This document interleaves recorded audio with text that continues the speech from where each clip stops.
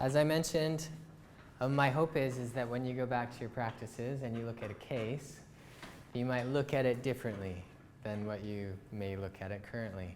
So when we look at a case like this, and we think, well, what are our current options?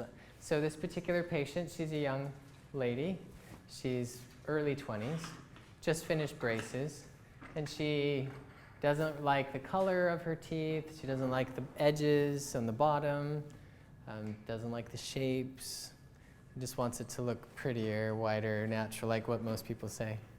So what are our options currently in cosmetic dentistry? And I want to write some of these things down. What are her options? What could we possibly do for her? Okay, we could do whitening.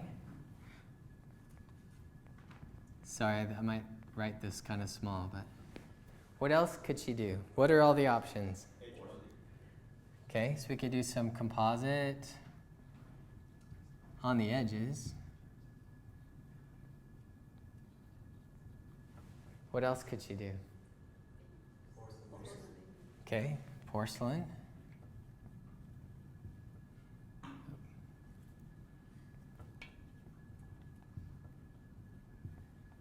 Porcelain veneers. What kind of porcelain veneers? Are there different options?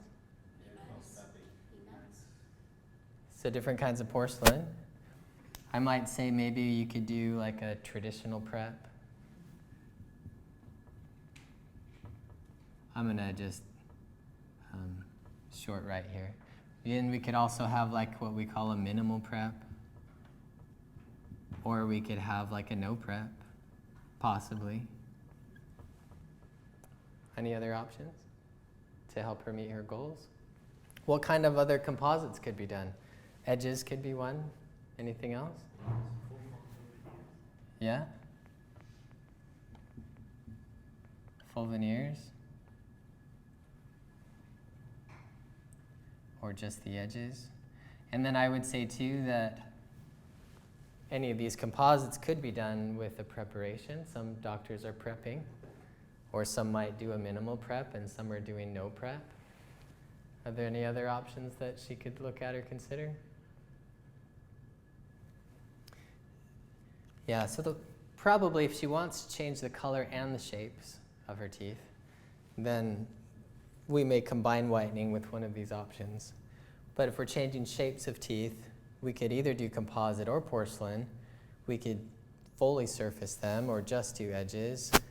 And we could decide if it's going to take preparation or not. So there's lots of different ways we could approach this. And so we think, well, what's the best way? Or are there pros and cons to each of those options? And I would say that there definitely are pros and cons to these different options. And so we have to decide as doctors, well, what's going to be best for her? And is what's best for her something that I should do? Or should I refer?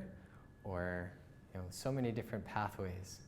And part of that is what makes dentistry sometimes very complex, because we have the psychology, we have a patient's background and their history, and then we have all these different options, different ways of doing things, and we want things to be predictable. We want the patient to be happy in the end. And so how do we choose between all these different options? If we think about these different options here, one of the options would be, okay, well, maybe veneers. Again, maybe not talking to this group, but just in general to our dental professional base. Some people might say, okay, well, let's do veneers on her. And this is the kind of stuff that we're taught to do for veneers, like certain preparations, maybe 2/10 here to 4/10, down to 1.5 millimeters to 2 millimeters off the incisal edge. And so these are like typical standard preparations that sometimes even companies like Emax or other companies might suggest. And so we might follow these options. And if we do sometimes, just following these types of systems and recommendations that we hear, maybe even in dental school, might lead some of us to follow a path like this, where we're just following the rules, removing 2 millimeters here, 0.5 millimeter here and there, going in between the teeth. And that might be just trying to do what we're taught. right? But maybe there's some pros and cons to things like this. And I think this wasn't available for people to see, 20 plus years ago, maybe even 15 years ago. So there's a growing awareness for patients as well, that they see things on social media and they're like, oh, maybe there's other ways of doing things. So different ways to prepare teeth. Maybe a dentist said, oh, I can do a veneer, but I'm afraid it's going to pop off, so maybe I'll wrap around the back side and try to help hold it on, right? But then we can look and see what happens to the tooth. In the name of cosmetic dentistry, these are things that are happening. So this might be a more traditional style prep, even things that are considered to be minimal prep. We can look here to here, and these are just images that I've taken off of Instagram that people are sharing. My hope is that you don't recognize any of these. I don't have any names on these, and my intent is not to comment on any dentistry, but just the complexity of the different options and choices that we have as dentists, and how do we navigate that? And how does a patient navigate that as well? But even if we're looking at these maybe minimal to no prep, there's still a lot of enamel that's being removed. If we look at all the enamel that's here on this lateral, and we look down here to see how much enamel's been lost.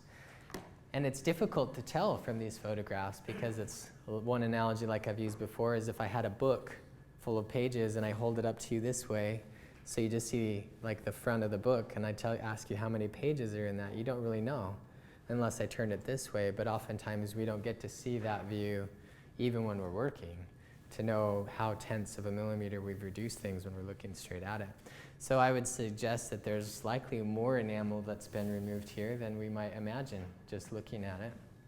Or even if we look over here at this tooth, you can see the volume here on this premolar, and then how much was removed over there, if you can see that corner. So there's pros and cons, there's things to think about. And so we can think, okay, well, I don't want to remove tooth structure, so I'm just going to do additive. And there's certain techniques out there where, like in this case, there wasn't any preparation done to it. They just added composite to it and finished the composite, polished it up right to the enamel on the tooth. But in doing that, because we needed some additional volume to be added, we now have an unnatural contour to that tooth.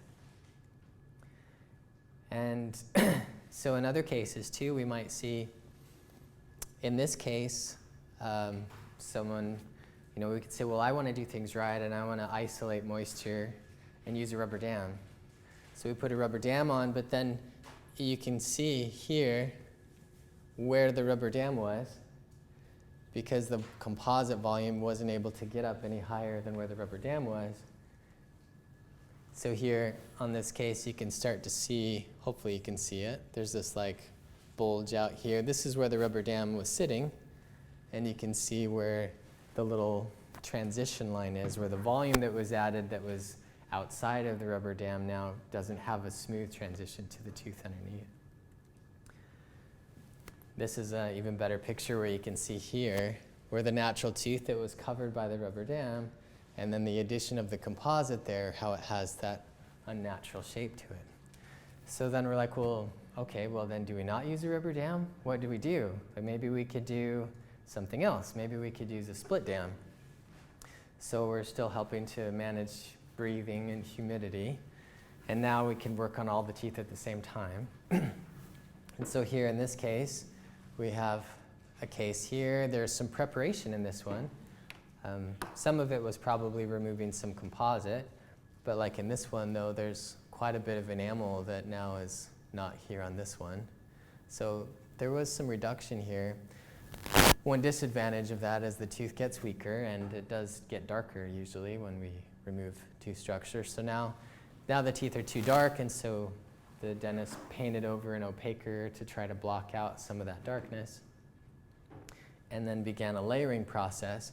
And this is probably a very common way that you might see on Instagram of ways to do composites, where you use a rubber dam in this way and you build up the palatal side, create these little shells, and then you can place composite down inside of those and try to create some natural effects and then finish up everything.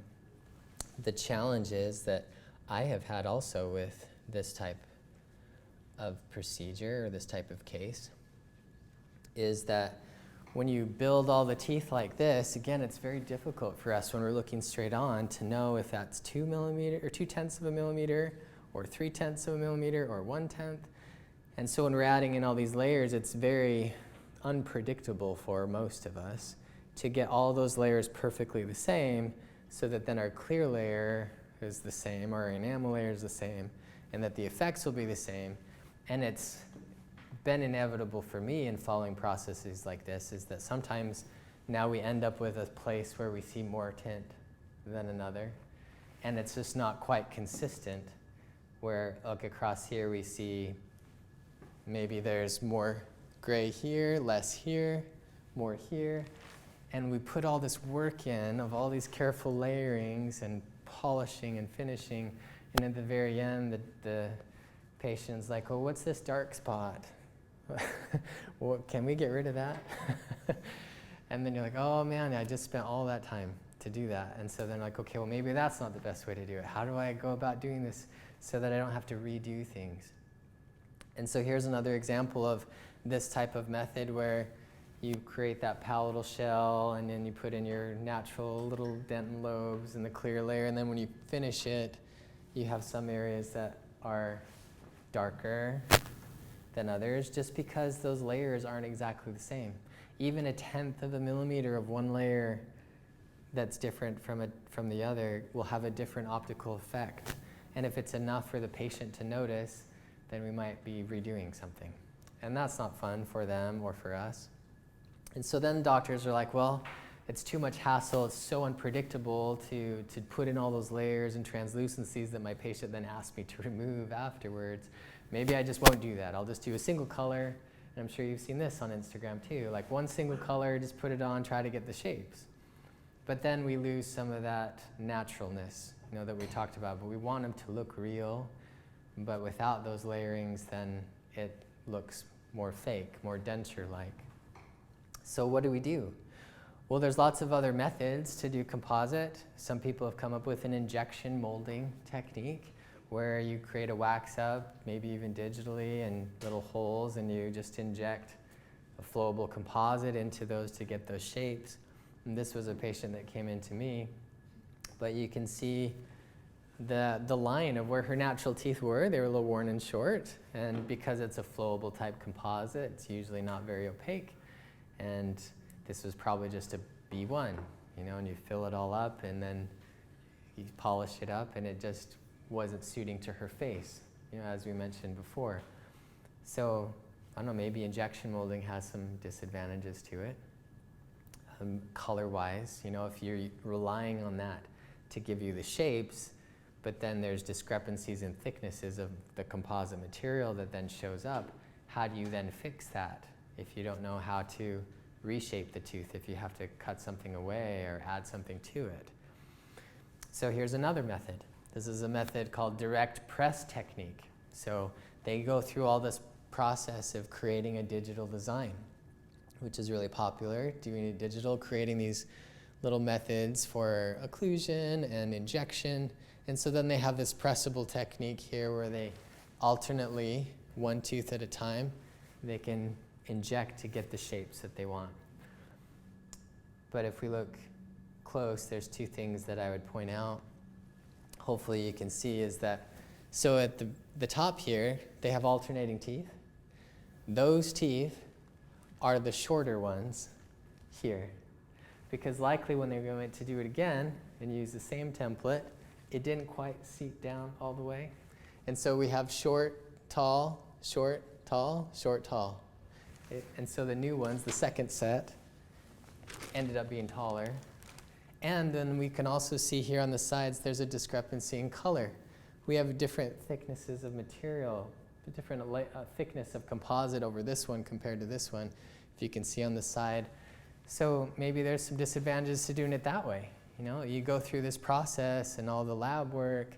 One other thing that I noticed here too that I thought was sad You can see in between the teeth there's some of that blue Teflon tape that got bonded in between there, and they can't get it out because the composite's bonded over it. So yeah, so don't use white or blue Teflon tape if it's going to show up even more. So as if all those techniques and the lack of predictability isn't enough, all the composites are also very different. One composite is going to act differently than another one. Its ability to polish, its ability to retain that polish, its color stability, its fracture resistance, its translucency, its opacity. So many, all these different composites that we have to choose from are so unique too. And so maybe you just do, this was a case of mine I did in New Zealand a number of years ago. I just did a single central, and then she came back a few weeks later. She went to this club, and I was so embarrassed that I had to leave, and she brought in the light to show me. And I was like, whoa. And I went and I looked, I'm like, these are the composites I was using, and look how they glow. It was like a light bulb. And I was like, okay, well, I can't use that composite anymore. So then how do we navigate all the choices that we have of all these different composites? And then if we do good work and we get everything, then we're like, okay, I like the shape, I like how this turned out. And then 2 or 3 years later, there comes patients back for a recall, and you can see, oh, that composite has stained or discolored. It's not even a surface stain, it's just the whole composite is different. How did that occur, and how do I prevent that from happening? 90% of composites are going to do this. So we have to be careful too. If we're going to spend the time to create and refine and create something beautiful, we want it to last and not to have to replace it in a few years. So how do we know? How do we know what composites will do that for us? Or we might say, oh, well, composites chip. Some of them are more fracture resistant than others. Some of them are just placed too thin. Some of them are just more brittle than others, and how do we navigate that?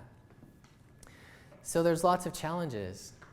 Cosmetic dentistry is challenging, and when we're doing it ourselves with composite, there's pros and cons. We have more control, like Tiv said, but there's also some things that we have to understand to enable things to last.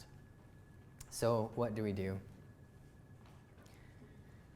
Well, what my hope is I want to share with you what I feel, for me, has been a method that has evolved, and I feel for me is the most predictable way that I can enhance a smile with direct composite and achieve a predictable outcome, and one that I feel will hold up and maintain its polish, maintain its color stability, and be something that I feel can last.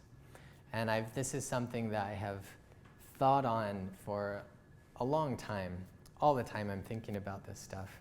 And I feel like it's still evolving, but I feel confident now that if I follow this protocol, that I can have predictable results that can serve my patients and that can be lasting for them and have value in that way. So whether it's just a straightforward case where it's not too complex, gums are healthy, teeth are good color, things are relatively straight, we just maybe need to add a little bit of length, to maybe something that's more complicated, How do we manage something like this in a non-invasive way too? But what's exciting for me, and what I'm excited to share with more doctors, is that what I'm presenting and suggesting or offering really for me is a method that I can use every time, no matter what the case. I can use the same method every time and treat the case and have a predictable, good outcome. And that's exciting for me because there's a lot of other methods out there that can be good, that can achieve a really good result, but maybe not on everyone. So no prep porcelain veneers, for example, right? In some cases, you can get a really nice result that way. But if you talk to the doctors who are pioneering and have been pioneering those no prep porcelain veneers, they would tell you that maybe 10% of the cases that come in are really ideal for that, and that the rest of them may require some preparation or other treatment options. So one way to think about this method is that, okay, well, if I do no prep porcelain veneers, for example, and I only do that 1 every 10 people that come in, will I get really good at that over time? Will I get good enough to where I'm confident and I can excel at that? Versus a procedure or a method that you can use on 10 out of 10, or maybe 9 out of 10 at least, of cases that come in that you can treat this way, in a non-invasive way, and achieve a predictable outcome. And the cool thing, and this is this patient here, that's the other thing I hope that you feel about the work that we're talking about, is that the up-close pictures are nice, but they're always attached to a person.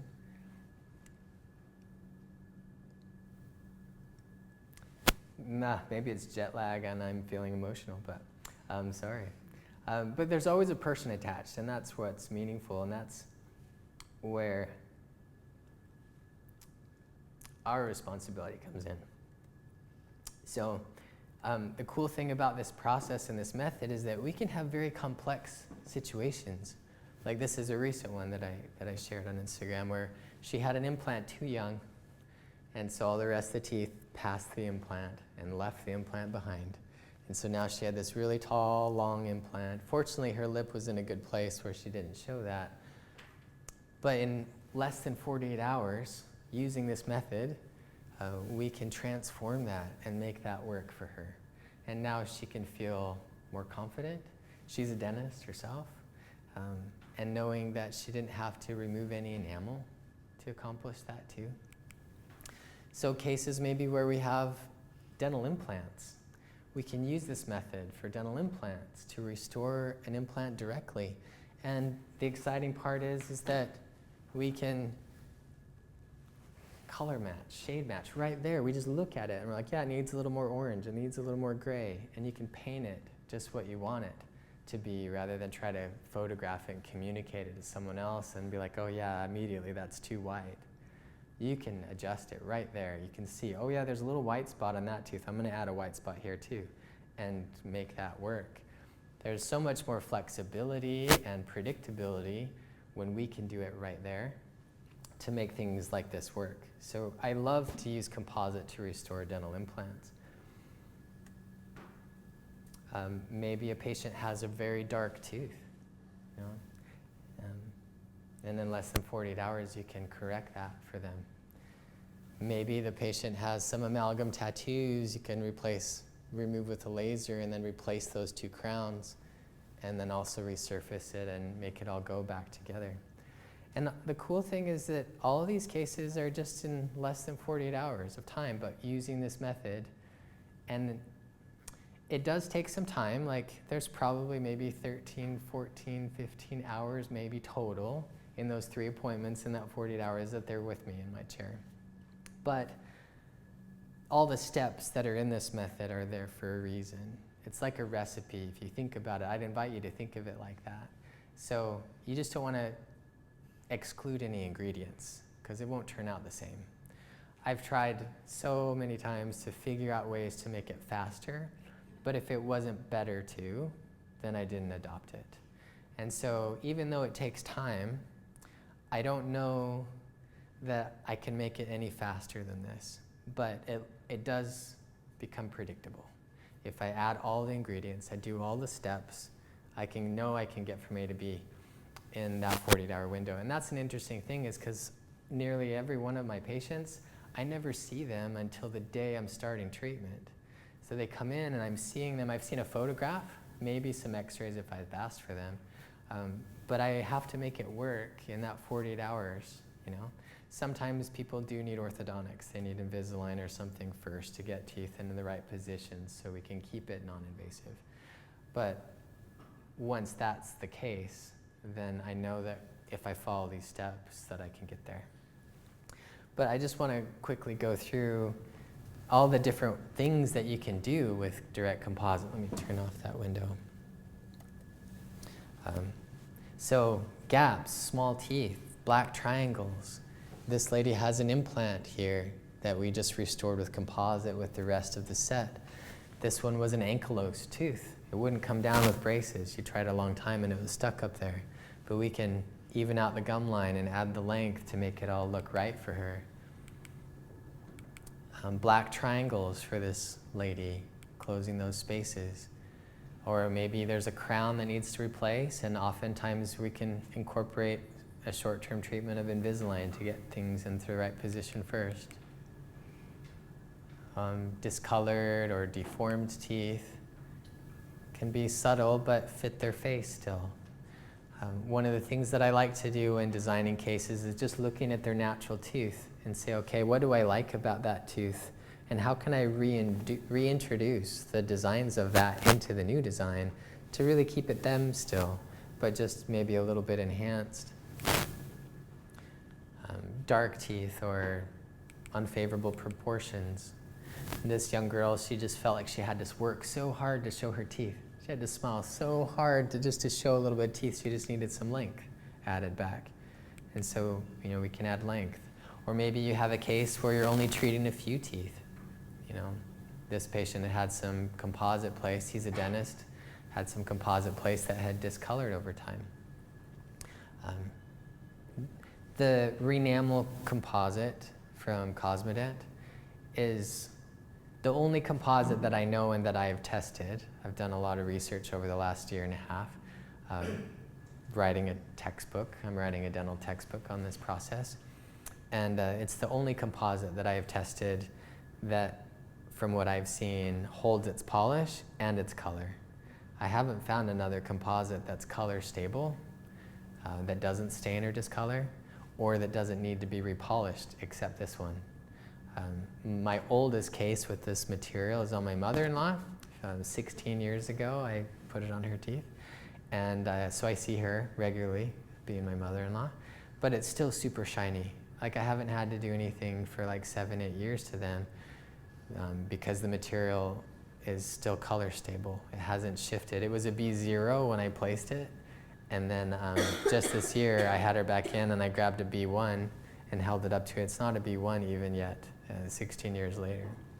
So there are materials that you can work with that can be color stable and hold their polish so that you can have enduring, longer lasting restorations and not have to replace them later by discoloration. And the interesting thing I've been learning through my research is that the chemistry is all the difference. There are certain ingredients in things, in composites. For example, the microfill Enamel composite from Cosmetic, it doesn't show up on an X-ray. It's not radio-opaque, so it looks invisible on an X-ray. Part of the reason is because the ingredients that are added to a composite to make it show up can affect color stability. And so it's interesting, most all composites, they say, oh yeah, they'll discolor, they'll stain. Yeah, most of them do, but there are reasons for that, and there are things in them. And that's something that you'll need to if you choose to use that material, let your patients know that it will look different on an X-ray, especially if you're building up a crown and you have some microfill composite in that crown. It'll look like a dark shadow on the X-ray, but it's not that there's a hole or a problem there. You can look at the tooth and see that, but it's just the chemistry of the composite. So what if your patient has an unusual bite? So when he came in, this was how his teeth were coming together. Neat thing is that we can add. I just needed to balance his bite. He had a little bit of a deflection off of some back teeth, so when he would bite, his lower jaw would move forward a little bit because of that deflection. So we balanced his bite. I created a little bit more space than what he had, and then I was able to just add to the top teeth to create the space to add length to them. And you can see how now when he bites together, how that changed for him. And this is that same case, just interesting to see the bite and how that comes together and how one way it can be managed in a non-invasive way. Yes? So did you balance it in a class 3 position? So when I say balance, we'll talk about that today too. It's really just allowing the patient, as long as they don't have any disc damage or inflammation in the disc, and that their joint can just hinge, right? It's just really allowing the jaw joint to hinge where the joint would like it to, and see when you have that first point of contact, if it's on a deflection or an incline contact, Often most people will have one of those. And that deflection then is what you want to remove. That's what tenses up the muscles. And that deflection on teeth causes them to flex, is usually what leads to breakdown, enamel chipping, material chipping, cracking, crazed lines, crowns becoming loose, temporaries breaking. Almost all of those is from flexing of the material over time. And so if we can remove any flexing by adjusting things to where when they bite together, all their back teeth hit at the same time, and that they're centered, those points fit into fossas and not on inclines, then things can be very stable. The forces are shared, and then the force per tooth is much less. You know, maybe it's only now than what it was before, when before if their jaw hinged, they hit on one tooth first before other teeth. So we can manage forces, and we'll talk about that too. So really we're just allowing their joint and their muscles to show us where things would be, and just making sure that there's no deflection or interference to that hinge point. And then once we can get all the teeth hitting at that point, then we'll have something stable. Patients who have like an old crown that needs replaced, we can use this method as part of a comprehensive plan to enhance everything and replace the crown. Or just bringing teeth and proportions into a better alignment. Or maybe the patient has lots of gaps. Everything's healthy, but they have gaps. You know, here's her just closing those gaps. Or maybe there's been some chipping and some wear that we want to add some length back and restore things back to where they were. Or maybe you have a patient who has 2 canine teeth, right? And no lateral incisors. So that can be a challenge. How do you make a canine look like a lateral? And how do you have that fit their face so that that can work? Or in this case, this patient here just naturally developed one central larger than another. And by managing the tissue around that tooth, we could make that tooth look larger and more symmetrical without doing anything to it. Maybe you have a patient that's worn their teeth down over time and they need the length restored back again. And what a difference that can make to their face when you can start to see their teeth again. Maybe your patient has a missing tooth. You can use this method to create a tooth, pontic, and bond it to the back side and replace it. Now they don't have to have a flipper anymore, especially for young patients. That can be helpful. Maybe you do just need to replace an edge on a tooth. Just a modification of this method can be done. If the tooth is a good color, and we're really just going to be adding back what has been lost, we can do that with tints and opaquers. I'll mention a little bit about that some more too. Or in this case, we just replaced a single crown, just one crown. I actually placed this crown in dental school on this patient. And then he came back to me 15 years later to say, hey, can we improve it? So I just removed it and built it in composite. And as we talked about, just having that ability to customize and look at the other tooth and say, yeah, it needs a little bit more blue, it needs to be warmer, it needs more gray, and just customizing it right there. Maybe you have a width discrepancy and a missing tooth. Again, this is an implant, but we could add a little bit of length or width to the other 2 teeth on either side of that implant and make the proportions better. Maybe you have a patient that has multiple crowns that need replaced. This lady here had 4 front teeth that had been damaged. Those were crowns, and we just replaced those with this method. This one here just had some old composite but didn't like the color and basic shapes of her teeth. This one just had 2 crowns, and 2 crowns here that needed replacement. And there they are too. You can see the difference. You can see how much the lab tech tried so hard to make all those characteristics match, but the value was off a bit, you know? And so we just remove those, use this method, rebuild them in composite, and then we can make them all look the same. This one's just a very subtle change in shape and proportion, not a big color change. Maybe your patient has really dark teeth, And if I were to cut into those, they'd be a lot darker. So it's better, if we can, preserve the enamel, don't prep into them, and in an additive way, mask that out. Or maybe your patient already has porcelain veneers and doesn't like them, wants to replace them. And so you can carefully take those off. Fortunately, there was still some enamel left on those teeth. And we can rebuild those and see the difference, how that looks on her face. The one great thing about this method is because we're designing these teeth right in their face, we have all of their facial references. We have their eyes, their nose, their lip frame, their jawline. All of these things help us to determine what's going to fit their face. If we were just designing this on a model and we didn't have the lip frame, we didn't have the eyes, it's so much more difficult. I used to do my own ceramic work. I did all my own lab work for about 10 years. And I noticed that, oh, well, it looks so good on the model, and then I go to try them in, and I'm like, oh, those are a little too long for their face. And then what do I do? Like, do I grind away my porcelain? Like, that was a hard situation. But when I can just design it on the patient and be like, yeah, those need to be shorter, I can just shorten it. Or I can add more if I want to make them a little bit longer. I can use their face. That's such a big advantage when we're talking about cosmetic dentistry and really being able to fit their face, right, as you've been talking about. I think that's a huge advantage that with other methods we don't get to take advantage of it. Maybe you have a patient that has a gummy smile, and we were talking about perio considerations and how do we manage tissue with respect to the restorative work that we want to do.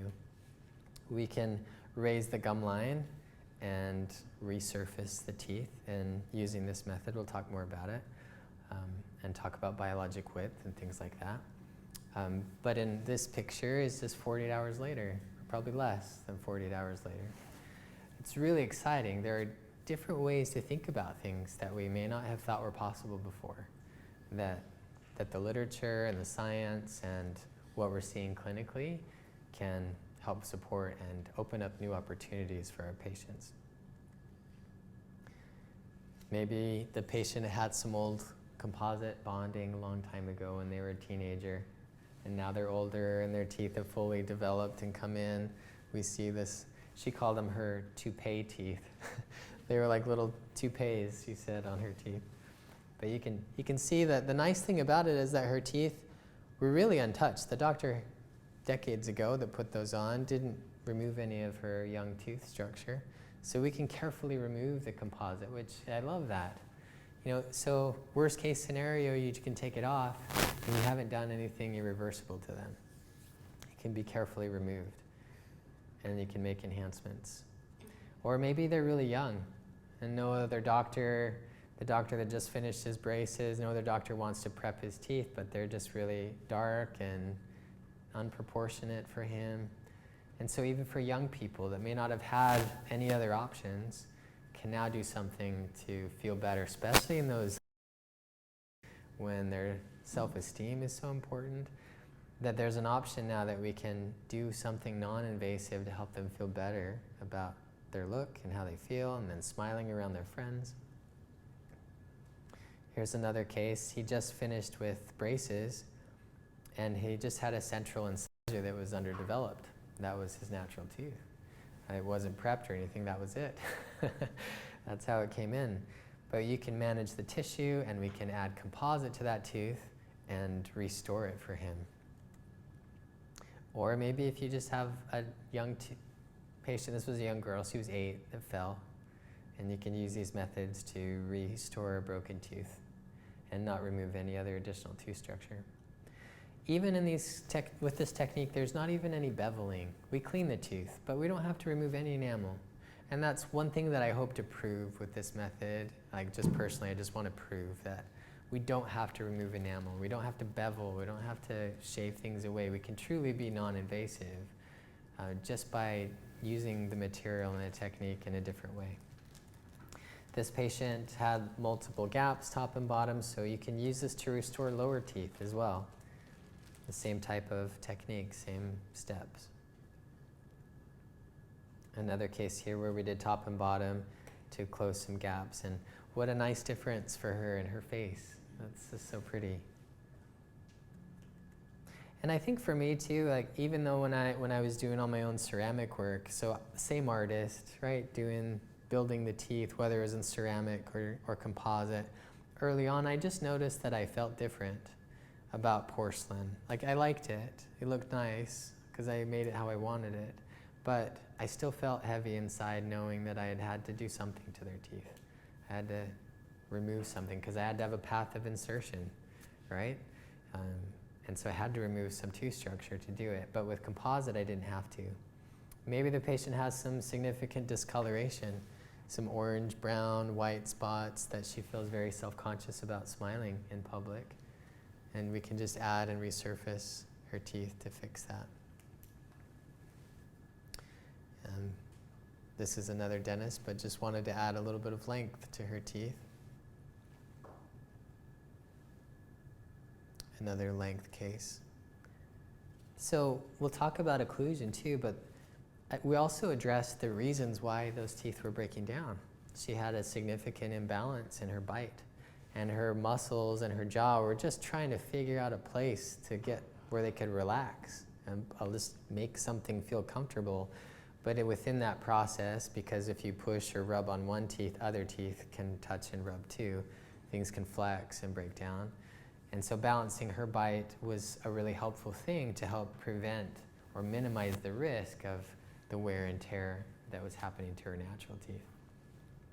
And the nice thing about, again, this material is if something were to chip down the road or wear down or wear out, we can just add new material directly to the original and it's seamless. Like we don't have to redo it, we can just maintain it.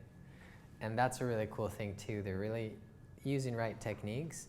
There really isn't a difference when we can, bond composite to composite or repair composite to a previously restored or cured composites. There's another case involving some orthodontics first, getting the teeth into a better position first. Another orthodontic case. This gentleman was like, I'm investing in myself. He does a lot of videos with his work, so he's in front of his clients all the time. And he's like, I just want to invest in myself. And this was for his business and for his connections, what he does with his business. I think work like this can not only just influence their self-esteem and how they feel about themselves, but how they feel when they present themselves to their peers or in their professional work.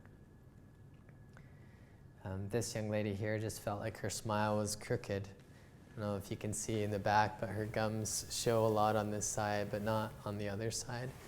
So evening that out, we can look at her face and determine where that needs to go and use her face as a reference for the design. This lady didn't ever want to grind down her teeth, and so she just had multiple composites over time. But each time that they were removed and added to, discs were used and enamel was removed, and they just, with the material that was used, just discolored over time. So you can use these methods and know that they're going to hold up and hold their color. This young lady, she just didn't feel like she showed her upper teeth. She had to smile really hard to show her teeth. And just by adding that little bit of length for her, now she can show those teeth when she talks and when she smiles. Makes a nice difference for her. This lady felt like she had a weird gummy look in the front. You can see her gums just in the front. So by raising that up and evening things out, and this is something that I couldn't do with porcelain. I couldn't do indirectly because the biology is different, and we'll talk about that. But being able to do this in less than 48 hours is just like it's a whole new way of thinking, things I didn't think were possible before. This patient had fluorosis and kind of some white spots on her teeth. An uneven gum line that can be evened out to fit the lip frame. This young girl is finishing her last year of dental school. Maybe you see a case where things are just really narrow, small teeth and things are collapsed in. If you expanded that and brought it out, you'd have lots of gaps. Or we could just add to them and build them out just directly. some erosion, lack of proportion. But again, I love the middle picture because it just helps tell the story of what it can do for them, you know. Or maybe like in a case you're only treating 2 teeth. So we only did the laterals in this case, but using the same protocol, same methods, I can just follow the recipe and treat the case and have a predictable outcome. And here, this patient just felt like her front 2 teeth were very dominant compared to the rest of her teeth. And so we just help to make those other teeth a little more proportionate to the rest of her teeth. So again, looking at cases like this, like we were looking at the beginning, and we're thinking in our mind, what options do we have for this patient and what can we do? I feel like, at least for me in my practice, that this method gives me a predictable solution that helps me solve a lot of that complexities of problems and lack of predictability, that it's very comforting to know, like, okay, well, if I just follow this recipe now, that we can go through and help achieve the goals that the patient has. So we can envision it and then just bring it to reality. The thing about this option is, and this method is, that we do have to know how to shape teeth. We can't get around that. So there is some practice. We do have to practice. And what I found with doctors that have gone through courses or implemented these techniques is those doctors who believe in this process and the potential to enhance a smile in a non-invasive way, those doctors who believe it will create time to practice it. And if they create time to practice it, they'll get better. And then in getting better, they'll have more confidence to be able to do it. This isn't something that you can just learn to do and do the next day. But you can learn the recipe and the process and then practice the technique. I might compare it to, like, okay, so maybe you went to watch a video on how to juggle, right? And then you know, okay, this is how I toss the ball and this is how I do it. And you could maybe conceptually understand how to juggle, but you still have to practice. You're gonna have to go home and spend some hours working at that to get that to where you're comfortable. So that's the reality is that this process and this method it's very predictable and it works. Like, the complexity of cases that you can treat if you do this works and it holds up. But it does take practice. So I would just say, as you're implementing this and learning this, if some of this is for the first time, just to be like, think about the progress, right? Think about just getting better each time.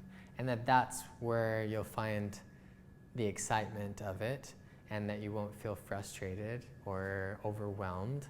To just be like, okay, I'm a little bit better today at this, or this case was a little bit better than my last case. And those are the treasures that you'll find. As you start doing more direct composite for your patients, look for those things that you're like, oh, I wish I would have done that. Because those are the things that will help you. You're like, okay, next time I'm gonna do that thing. And you do that, you apply that to the next case, and then that next case is a little bit better, and then you say, oh, darn, now I see, I wish I would have done this part a little different too. And so then you write that down and then you apply that to your next case, and then that case is a little bit better. And so you progress in these little 1% increments that add up over time. And that's where you'll find joy. And what I truly believe that this method will be the way that patients search out and seek out cosmetic dentistry. They don't want their teeth to shave down, and they want it to look natural. They want to be able to just maintain it and not have to replace it over time. And it's done in a very short period of time.